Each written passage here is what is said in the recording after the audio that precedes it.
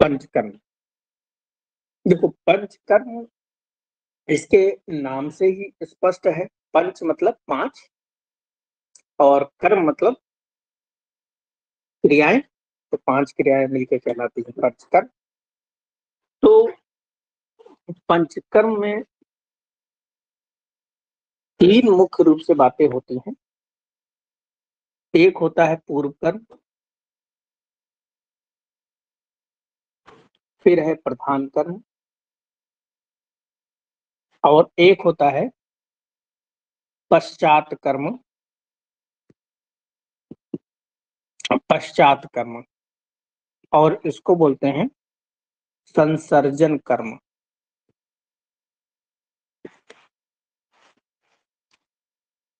पूर्व कर्म जो होता है इसमें स्नेहन और स्वेदन, स्नेहन और स्वेदन ये 2 बातें होती हैं। लेकिन अगर यहीं ब्रैकेट में लिख लेंगे, डलहड़ एक आचार्य थे, इन्होंने पाचन भी माना है, पाचन भी। तो पूर्व कर्म क्या हुआ? स्नेहन, स्वेदन और पाचन। और मुख्य, लेकिन क्वेश्चन जब डलहड़ के अनुसार पूछे तभी पाचन बताना है, अन्यथा पूर्व कर्म में स्नेहन और स्वेदन ही केवल आता है। प्रधान कर्म में 5 कर्म आते हैं। तो इसमें आचार्य चरक द्वारा और आचार्य सुश्रुत द्वारा अलग अलग जैसे बताया गया है। आचार्य चरक ने वमन, विरेचन,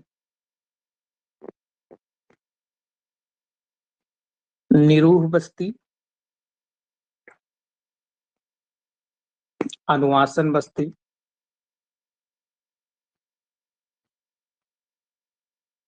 और नस्य, निरूह, अनुवासन और नस्य, ये 5 बताए। सुश्रुत ने इसमें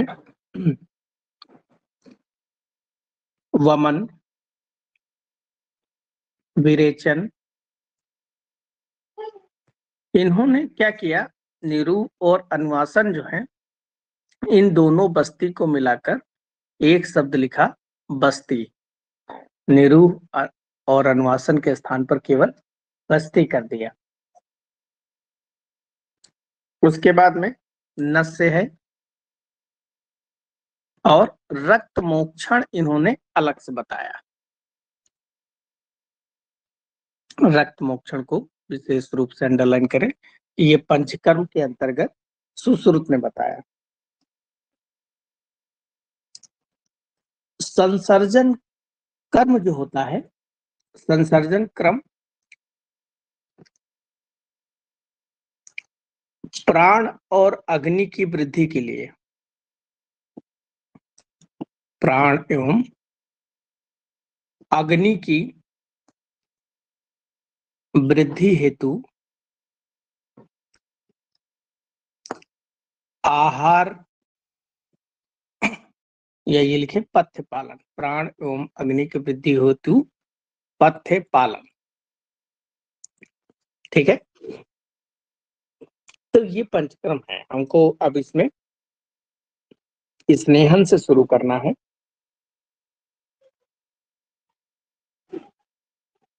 तो हेडिंग लिखें स्नेहन। चरक सूत्र स्थान 13वां चैप्टर जो होता है वो स्नेहन का वहां पर उन्होंने डिटेल से बताया है।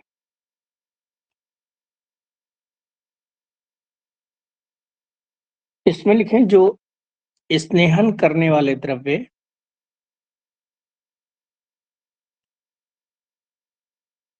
स्नेहन द्रव्यों के गुण।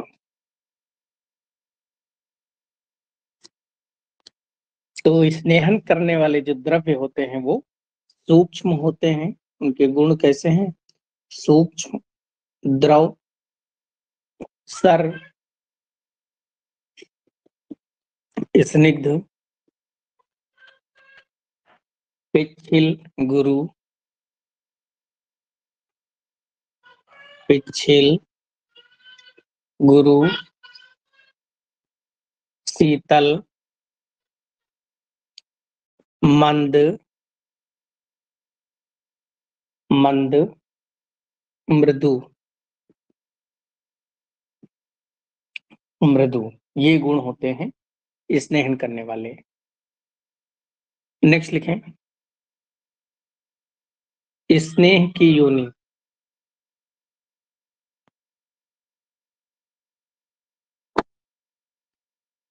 देखो, स्नेह की योनि कहने का मतलब होता है कि स्नेह जो होता है वो कहाँ से प्राप्त होता है। तो स्नेह दो स्थानों से प्राप्त होता है, जैसे एक स्थावर, स्थावर मतलब जो पेड़ पौधों से प्राप्त हो उसे स्थावर योनि कहते हैं। और दूसरी होती है जांगम, जांगम मतलब जो जीवित जैसे कि जानवरों से प्राप्त हो उसे जांगम कहते हैं। तो इसमें स्थावर जो स्नेह होता है, इसमें तिल का तेल जो होता है वो श्रेष्ठ होता है। तिल तेल जो है वो श्रेष्ठ होता है। और एक कुसुम्भ स्नेह होता है, ये अहितकर होता है। कुसुम्भ स्नेह ये अहितकर होता है, अहितकर होता है। और साथ ही साथ में सर्व दोष प्रकोपण, सर्व दोष प्रकोपण यानी कि सभी दोषों को प्रकोपित करने वाला होता है। जो जांगम स्नेह होता है, इसमें गाय का घृत, गो घृत श्रेष्ठ होता है। और आवी, आवी मतलब भेड़, और सर्पी मतलब घी। तो भेड़ का जो घी होता है ये अहितकर होता है।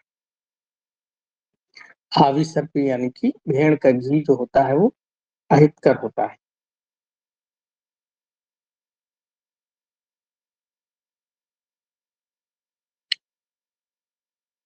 नेक्स्ट पॉइंट लिखें, शरीर में, शरीर में बलाधान,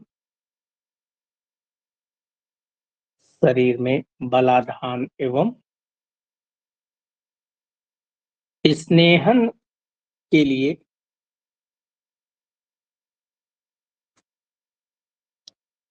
श्रेष्ठ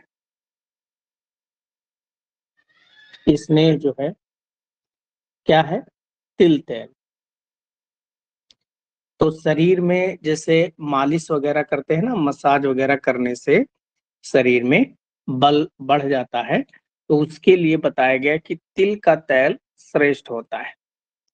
दूसरा पॉइंट, और विरेचन हेतु, विरेचन हेतु एरंड तैल श्रेष्ठ होता है। विरेचन हेतु एरंड तैल श्रेष्ठ होता है। पीछे हम लोगों ने पढ़ भी लिया था कि एरंड तैल आमवात की भी श्रेष्ठ औषधि होती है।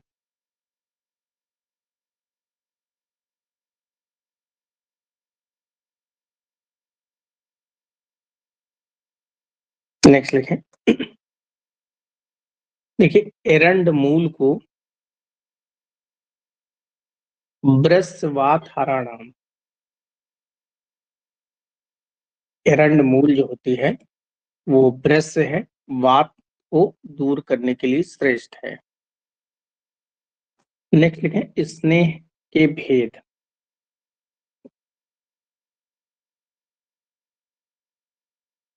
स्नेह के भेद में अगर देखा जाए तो ये टेबल बहुत इंपॉर्टेंट है, और ये मानिए कि एक क्वेश्चन इससे तय है आना। स्नेह के भेद में घृत, तैल, वसा और मज्जा, ये स्नेह के चार भेद हैं। इसमें लिखें किस ऋतु में सेवन किए जाते हैं और इनका अनुपान क्या है। तो अगर घृत का सेवन करना है तो शरद ऋतु में, क्योंकि घृत पित्त शामक होता है, शरद ऋतु में पित्त का प्रकोप होता है। तैल जो है वो प्रावृत ऋतु में, वसा जो है वो माधव, और मज्जा भी जो है वो माधव में।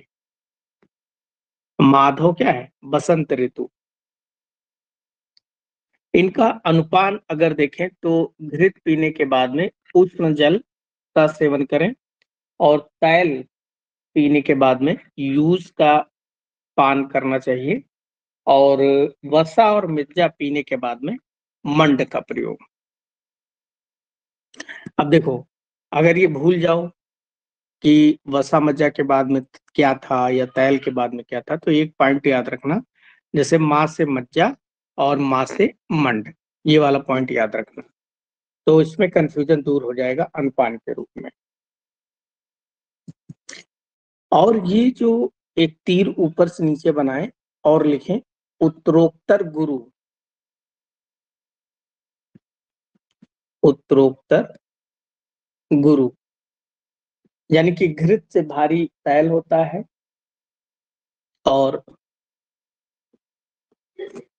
तैल से भारी वसा और वसा से भारी मज्जा होता है।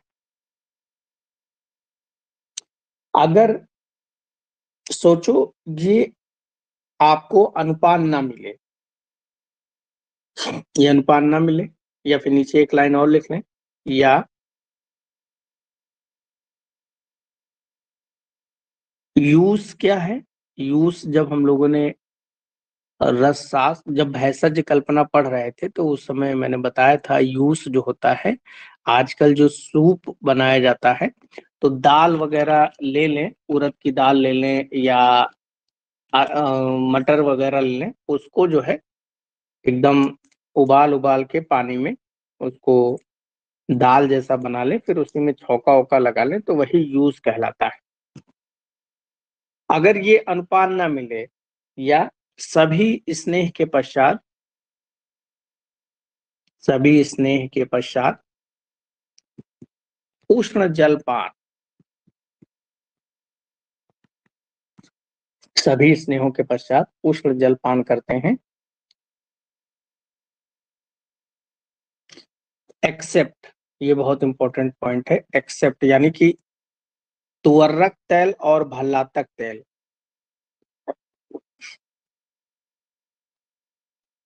तुअर्रक तेल और भल्लातक तेल, ये जो दो तेल हैं ये बहुत ही गर्म तेल होते हैं, इसीलिए इन दोनों तेलों के बाद में गर्म पानी आप नहीं पी सकते, आपको ठंडा पानी पीना पड़ेगा। नेक्स्ट पॉइंट लिखें,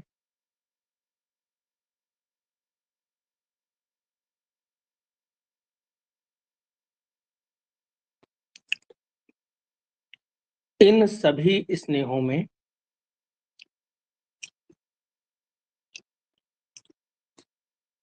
घृत श्रेष्ठ है,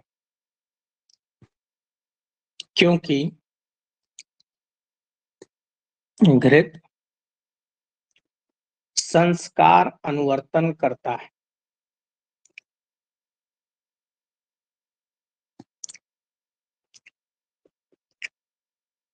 क्योंकि घृत संस्कार अनुवर्तन करता है। अब संस्कार अनुवर्तन क्या है? संस्कार अनुवर्तन का मतलब होता है जैसे दूसरों के गुणों को अपने अंदर समाहित करके उनको बढ़ा देना, उनकी ड्रग पोटेंसी को क्या करें? बढ़ा दें, तो उसे कहते हैं संस्कार अनुवर्तन। जैसे आप देखे होंगे कि अगर आप खाना घर में खा रहे हैं और आपके पसंद का खाना ना बना हो, तो आप एक रोटी कम खाते हैं, लेकिन आपके पसंद का अगर खाना बना हो तो आप कम से कम 2-3 रोटी ज्यादा खा जाते हैं, क्योंकि संस्कार अनुवर्तन यानी कि उस खाने के गुण बढ़ गए हैं, आपको अच्छा लग रहा है, आपने और खा लिया, तो वैसे ही संस्कार अनुवर्तन होता है।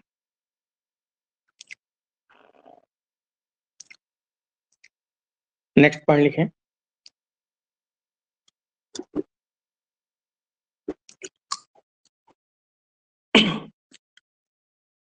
नेक्स्ट पॉइंट में एक टेबल फिर से बनाएं,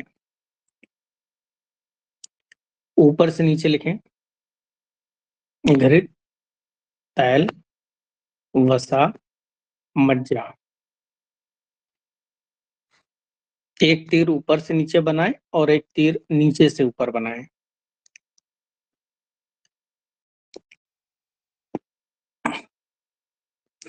ऊपर से नीचे जो तीर बनाया है उसमें लिखें, इसको थोड़ा सा ठीक कर लें, सीक्वेंस थोड़ा सा सही से कर लिख लें। घृत, मज्जा,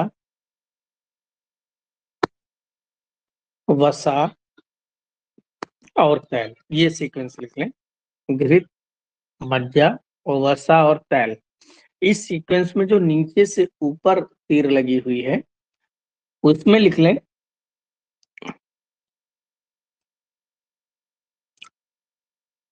में श्रेष्ठ।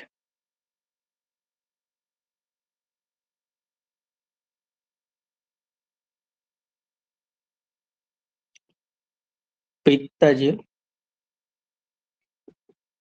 विकारों में श्रेष्ठ। और दूसरी तरफ जो ऊपर से नीचे की तरफ तीर लगी है उसमें लिखें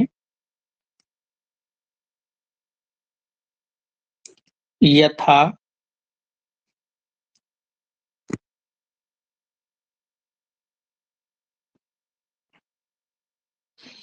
यथा उत्तर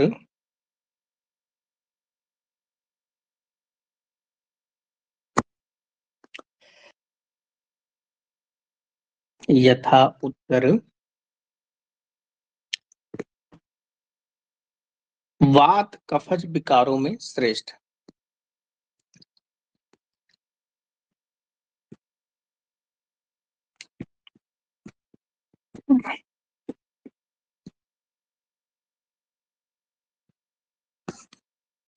ये पहले वाला सही कर लें, इसमें लिख लें यथा पूर्व। यथा पूर्व पित्तज विकारों में श्रेष्ठ। अब इस टेबल का मतलब पहले समझो क्या होता है। जैसे कोई पित्त विकार है और पित्त विकार में आपको कोई स्नेह अगर प्रयोग करना है तो आपके सामने अगर 4 स्नेह रखे हों तो आप तैल से अच्छा पित्त विकार के लिए वसा होता है, वसा से अच्छा मज्जा होता है और सबसे अच्छा घी जो होता है घृत, ये पित्त विकारों में श्रेष्ठ होता है। ऐसे ही वात कफज विकार अगर कहीं हो तो वहां पर घृत से अच्छा मज्जा है, मज्जा से अच्छा वसा है और वसा से अच्छा तेल, यानी कि तैल जो होता है ये वात कफज विकारों में श्रेष्ठ है और घी जो होता है ये पित्तज विकारों में श्रेष्ठ है। ठीक है, तो ये टेबल इंपॉर्टेंट है, इसको समझ के ही याद करिए।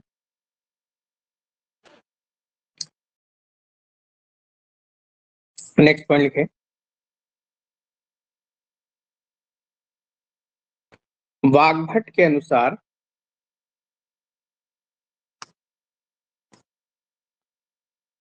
वाग्भट के अनुसार स्थूल को कृश, स्थूल को कृश यानी कि मोटे को पतला और कृश को पतले को मोटा, कृश को स्थूल करने वाला, तो इसमें लिख लें तैल। उन्होंने तैल कहा है, तिल तैल नहीं बताया है, लेकिन चूंकि आयुर्वेद में जहां पर तैल शब्द लिखा है उसका मतलब तिल तैल होता है, तो इन्होंने तैल बताया है। नेक्स्ट लिखें वात पित्त की अधिकता, वात पित्त की अधिकता एवं उष्ण काल में रात्रि में स्नेहपान करना चाहिए। रात्रि में स्नेहपान करना चाहिए अन्यथा अन्यथा मूर्छा, अन्यथा लिखें कामला, उन्माद, मूर्छा और पिपासा हो जाता है।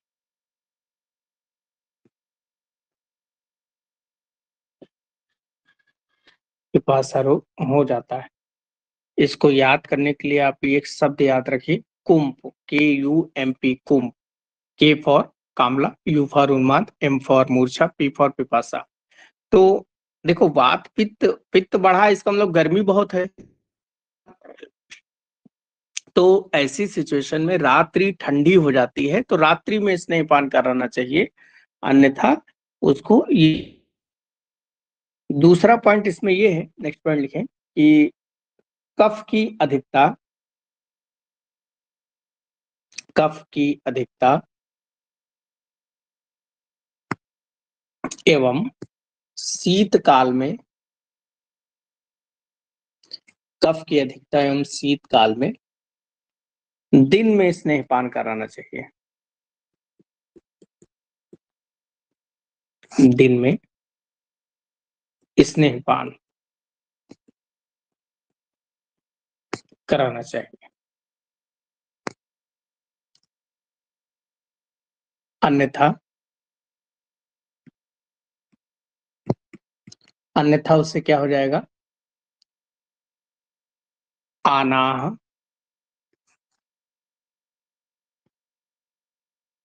आनाह, अरुचि, या इसको इस तरह याद करें,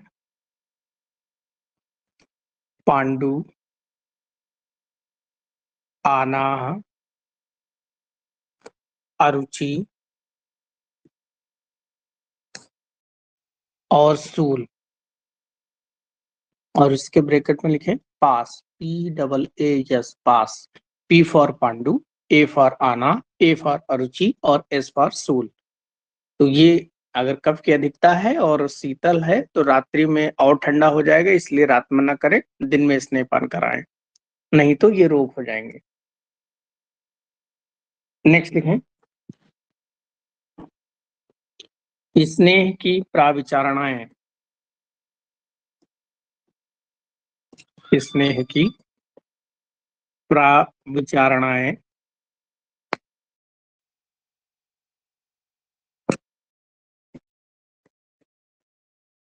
पहले प्राविचारणाएं का मतलब समझिए, प्राविचारणाएं शब्द का क्या मतलब होता है। जैसे मैं आपसे कहूं, ये लो 1 चम्मच घी पी लो, पिए, आपको उल्टी जैसी लगने लगे, लेकिन वही 1 चम्मच घी अगर मैं आपकी रोटी पे लगा दूं, फिर कहूं कि आप खा लो, तो आप आराम से खा लेंगे। या दाल में 1 चम्मच घोल के दे दें तो आप आराम से खा लेंगे।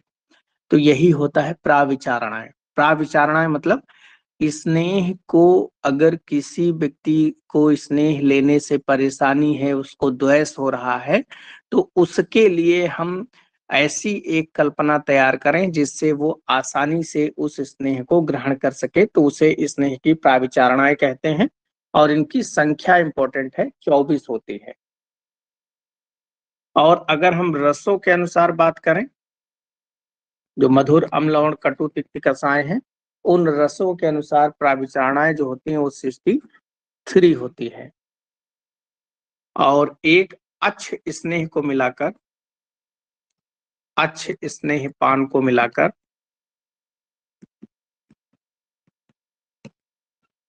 64 हो जाता है। अच्छ स्नेह का मतलब होता है स्वच्छ। अच्छ का मतलब होता है कि जब स्नेह किसी अन्य के साथ ना मिलाया जाए, डायरेक्ट उसे अकेले ले लिया जाए, तो उसे अच्छे स्नेह या स्वच्छ स्नेहपान कहते हैं। तो इसके अनुसार संख्या हो जाती है 64। नेक्स्ट लिखें, अच्छ स्नेहपान,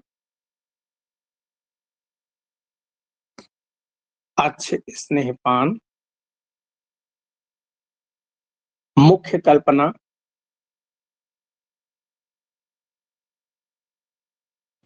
या प्राथमिक कल्पना,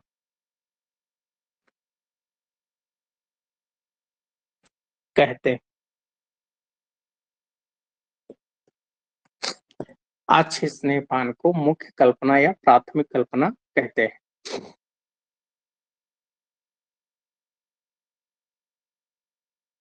नेक्स्ट लिखें, वाग्भट के अनुसार स्नेह प्राविचारणाएं,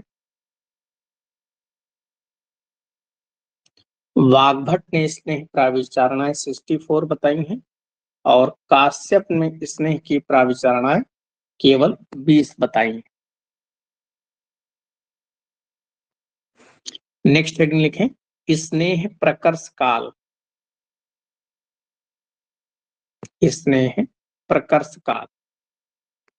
अब इसका मतलब समझें, स्नेह प्रकर्ष काल क्या होता है। प्रकर्ष का मतलब, जैसे मैं आपको बुखार आ गया और बुखार आने के बाद में मैंने आपको पैरासीटामॉल खिलाई, आपका बुखार है 103 डिग्री, फिर आप पैरासीटामॉल खाएंगे तो वो नॉर्मल तापमान पे आ जाएगा।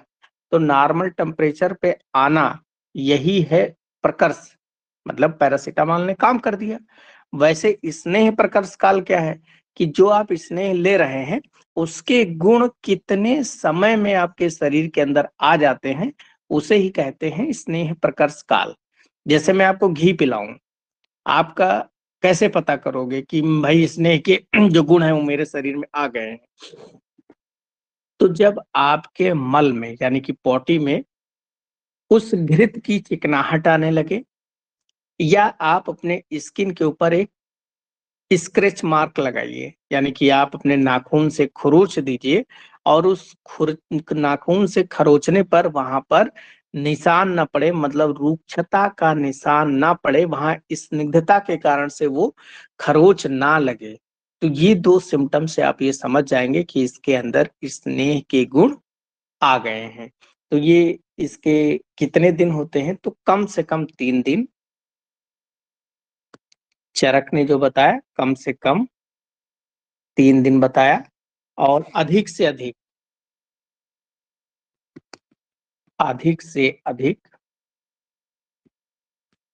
7 दिन बताया।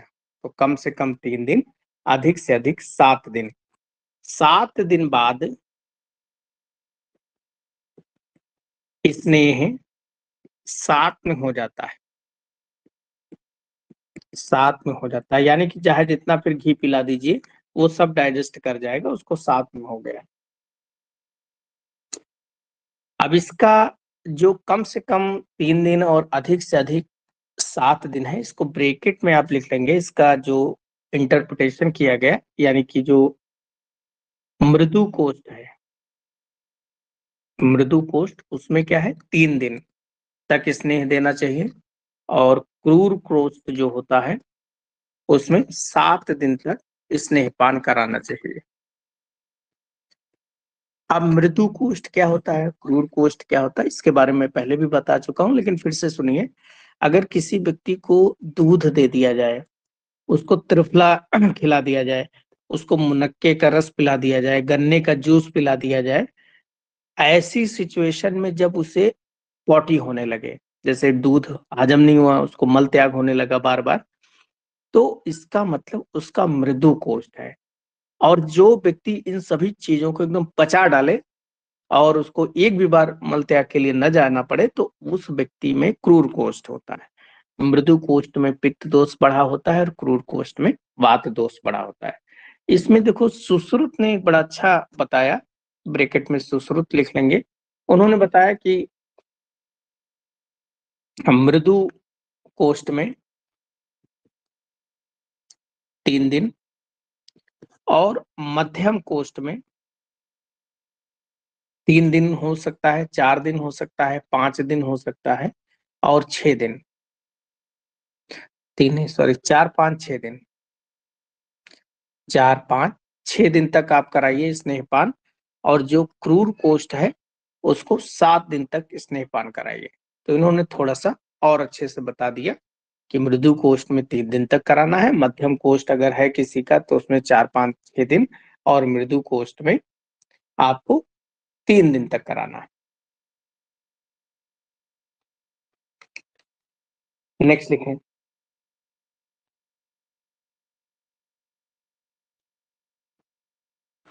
क्रूर कोष्ठ में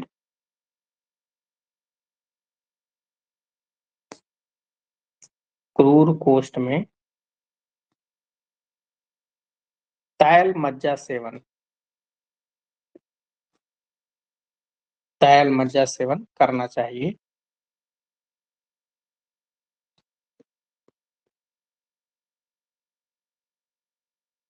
नेक्स्ट लिखें स्नेह की मात्राएं।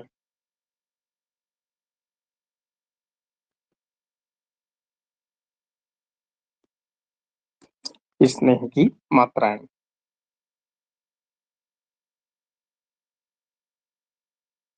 देखो, स्नेह की जो मात्रा होती है,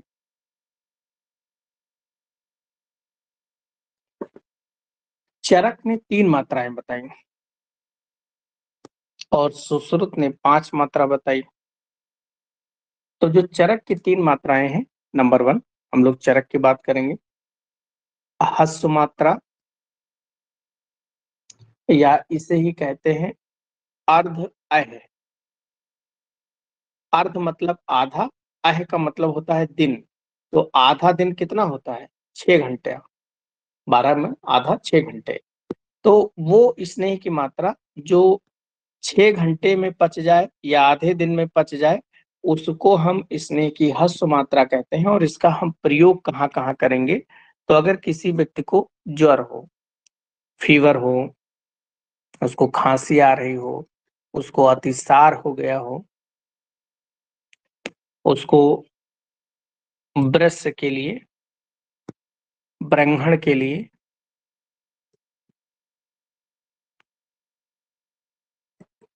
और बल हेतु। और ये जो मात्रा होती है, इसको निर्बाधा भी कहते हैं, यानी कि किसी प्रकार की बाधा नहीं होती इस प्रकार के स्नेह को लेने के लिए। दूसरी जो मात्रा होती है उसको हम लोग कहते हैं मध्यम मात्रा। उसको हम लोग कहते हैं अह। अह मतलब 12 घंटे में पचने वाली मात्रा। तो स्नेह लेने पर जो मात्रा 12 घंटे में पचे, तो उसे हम मध्यम मात्रा कहते हैं। और इसको एक नाम और बहुत इंपॉर्टेंट दिया गया, मंद्र मंद विभ्रंसा। ये क्वेश्चन बहुत इंपॉर्टेंट है, पूछ लिया जाता है। मंद विभ्रंसा मात्रा कौन सी होती है? तो मध्य मात्रा। और इसको प्रयोग कहाँ करते हैं? इसका प्रयोग शोधन के लिए, अगर किसी को शोधनार्थ विषुब्धता है, कब्ज हो गया, तो वहां प्रयोग करेंगे। या किसी व्यक्ति को कुष्ठ है, प्रमेह है, वातरक्त है, और मृदु कोष्ठ वाले को, वहां पर ये मात्रा प्रयोग करेंगे। तीसरी जो मात्रा होती है, जिसको हम लोग प्रधान मात्रा कहते हैं, और इसी को हम लोग 24 घंटे वाली मात्रा कहते हैं, या इसको हम अहोरात्र, यानी कि 24 घंटे। और इस मात्रा को हम लोग प्रयोग करते हैं समनार्थ, दोष को सम स्थिति में लाने के लिए प्रयोग करते हैं। या किसी व्यक्ति को गुल्म हो, या सांप ने काट लिया हो, सर्पदंश हो गया हो, तो गुल्म, सर्पदंश, विसर्प हो गया हो, किसी को उन्माद हो रहा हो, मूत्र कृच्छ हो रहा हो, मूत्र कृच्छ, या गाढ़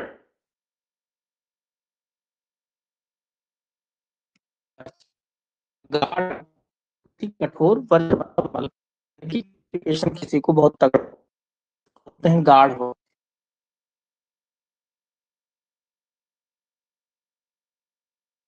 मात्रा चार।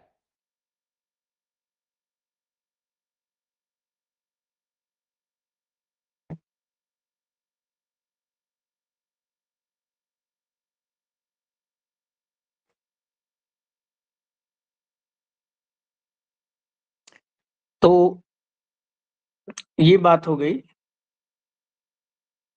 चरक की। अभी मैंने पीछे बताया कि सुश्रुत ने जो है, उन्होंने बताया 5 मात्रा होती है। तो इनकी 5 मात्रा क्या क्या होती है, इन्होंने बताया। एक तो चतुर्थांश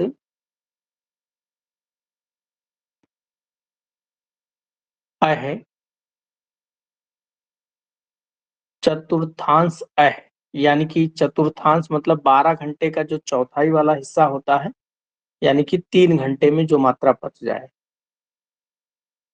चतुर्थांश अह 3 घंटे में जो मात्रा बचे, इसका प्रयोग इन्होंने दीपन के लिए किया, अल्पदोष के लिए किया, दीपन और अल्पदोष के लिए किया। दूसरी जो इनकी मात्रा है वो अर्ध अह, अर्ध अह यानी कि दिन के आधा 6 घंटे में जो मात्रा इनकी पच जाए उसे कहा, और इसका प्रयोग इन्होंने किया वृश्य ब्रह्मण और मध्य बल दोष में।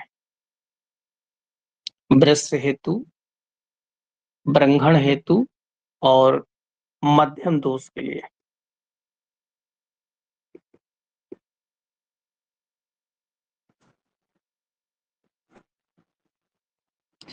तीसरी जो मात्रा इन्होंने बताई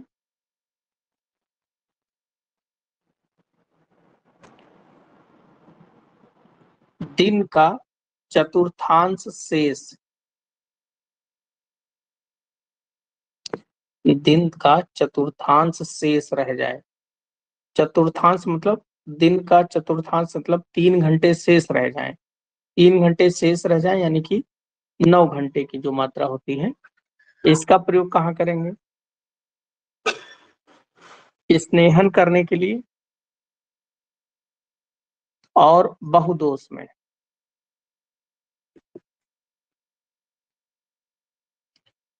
चौथी जो मात्रा है वो अ है, यानी कि 12 घंटे में जो बच जाए,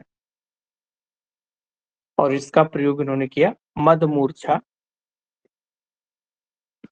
मद मूर्छा और ग्लानि में।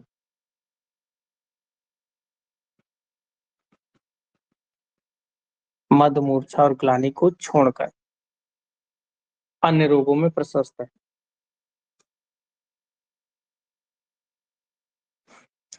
और किया अहोरात्र वाली, यानी कि 24 घंटे में जो मात्रा पच जाती हो उसके लिए प्रयोग किया, और इसका प्रयोग इन्होंने किया कुष्ठ विष उन्माद,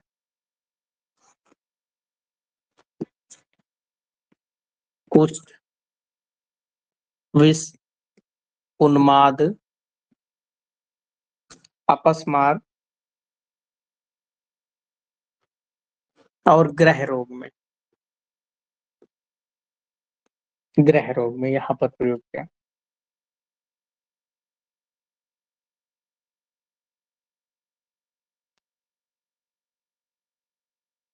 नेक्स्ट लिखें,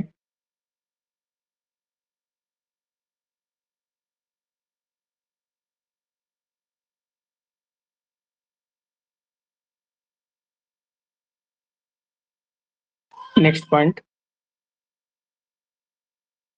अष्टांग हृदय के अनुसार लिखें, 3 याम, 2 याम लिखें, 2 याम से कम समय में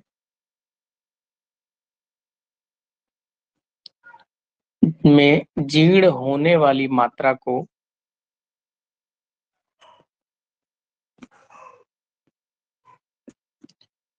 हसस्वई मात्रा कहते हैं। हसस्वई मात्रा, हसस्वई मात्रा कहते हैं।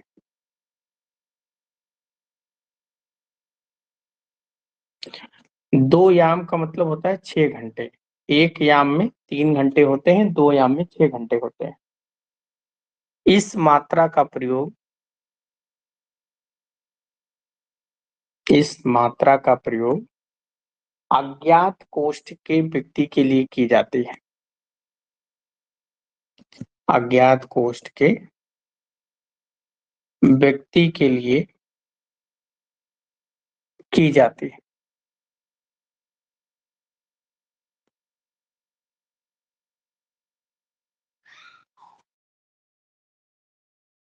नेक्स्ट लिखें संसमन स्नेह, इसमें लिखें स्नेह पान काल। स्नेह पान काल यानी कि स्नेह को कब पिएंगे, तो संसमन हेतु चरक ने पीछे क्या बताया था, संसमन के लिए हम लोग क्या पिएंगे, प्रधान मात्रा। और ये प्रधान मात्रा अन्न काले प्रकांक्षितम, अन्न काले प्रकांक्षितम, अन्न काले प्रकांक्षितम का मतलब होता है भूख लगने पर हम लोग संसमन स्नेह का प्रयोग करेंगे। और दूसरा संशोधन स्नेह का प्रयोग कब करेंगे, संशोधन कराने के लिए। संशोधन हेतु क्या पढ़ा था, मध्यम मात्रा का प्रयोग करेंगे और इसका प्रयोग करेंगे आहार निशेषु जीर्णम, आहार निशे जीर्णम, निशा मतलब क्या होता है, रात्रि, तो रात्रि का भोजन जीर्ण होने पर, यानी कि शाम को उसने जो खाना खाया है वो खाना उसका पच गया है, यानी कि इसको सुबह प्रयोग करेंगे, early morning, early morning.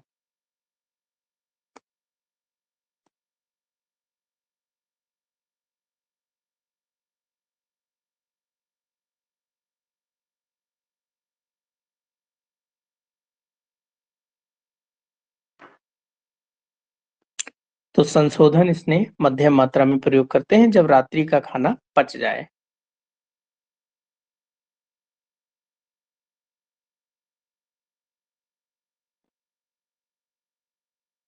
Next लिखें, देखो यहाँ पर वाग्भट का लिख लो, वाग्भट ने उल्टा बताया है, उल्टा मतलब संसमन में मध्यम मात्रा और संशोधन में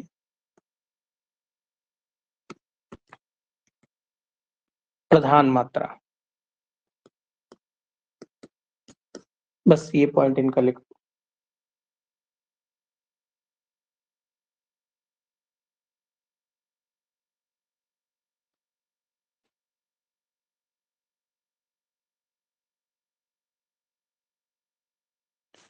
नेक्स्ट पॉइंट लिखो,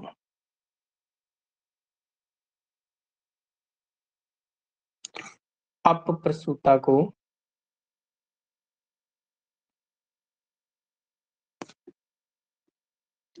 स्नेह पान निषेध, अपप्रसूता यानी कि जिसकी डिलीवरी हुई हो टाइम से पहले, तो उसको स्नेह नहीं देते।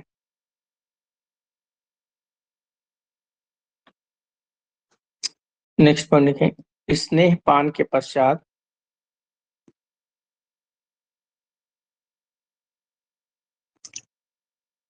उष्णोदक, उष्ण मतलब गर्म, उदक मतलब पानी, उष्णोदक पान करेंगे, गर्म पानी पिएंगे, ब्रह्मचारी रहेंगे।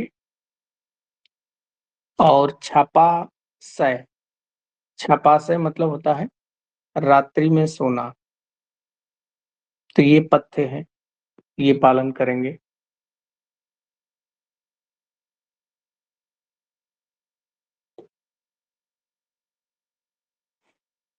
नेक्स्ट लिखें,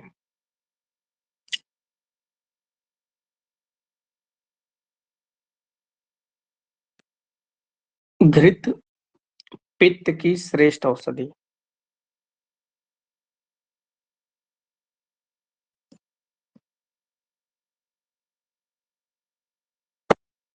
नेक्स्ट पॉइंट, स्नेहन के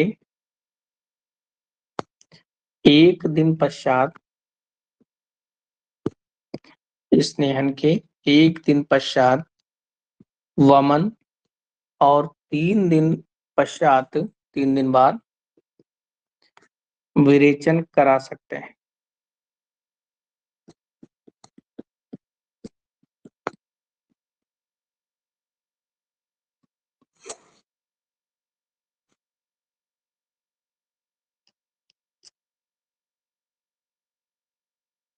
नेक्स्ट लिखें, पंच प्राशर्त की पेया।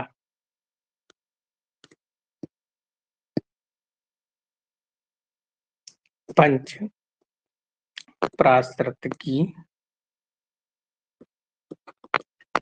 पेया। पंच मतलब 5, प्राशर्त मतलब एक एक चीज एक एक प्रसरत ली जाएगी। तो इसमें 5 चीजें, 4 तो स्नेह है, घृत, तैल, वसा, मज्जा, ये 4 स्नेह हो जाएंगे। और एक क्या है इसमें, टंडुल। टंडुल बोलते हैं चावल के जो कण होते हैं उसे टंडुल कहा जाता है। तो ये 5 चीजें हैं, सभी को एक एक प्रसरत लेना है।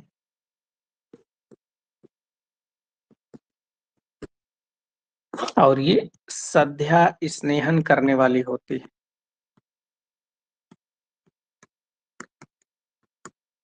सध्या स्नेहन मतलब तुरंत जो है शरीर में स्निग्धता उत्पन्न कर देगी।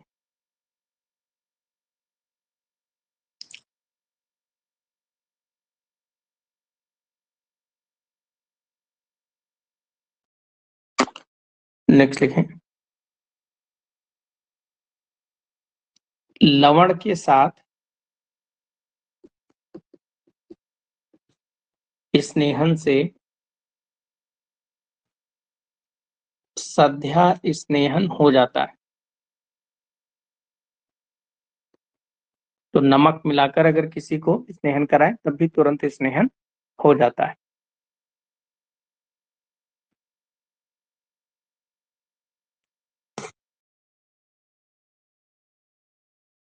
नेक्स्ट लिखें,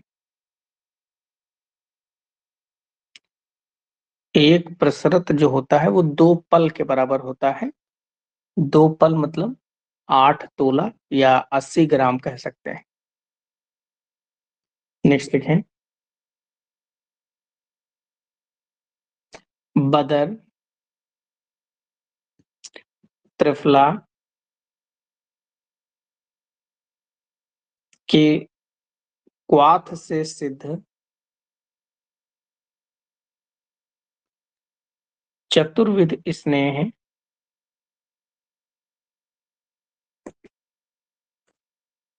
मदर त्रिफला के क्वाथ से सिद्ध चतुर्विध स्नेह का प्रयोग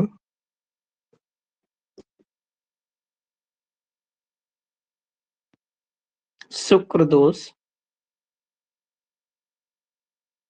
एवं योनि विकारों में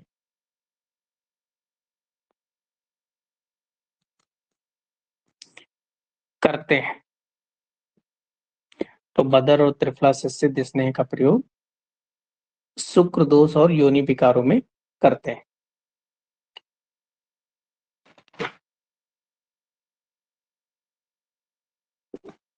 चलो बस इतना ही, बाकी कल घृत तैल व समज्जा के गुण पढ़े जाएंगे और उसके बाद में स्वेदानंद है।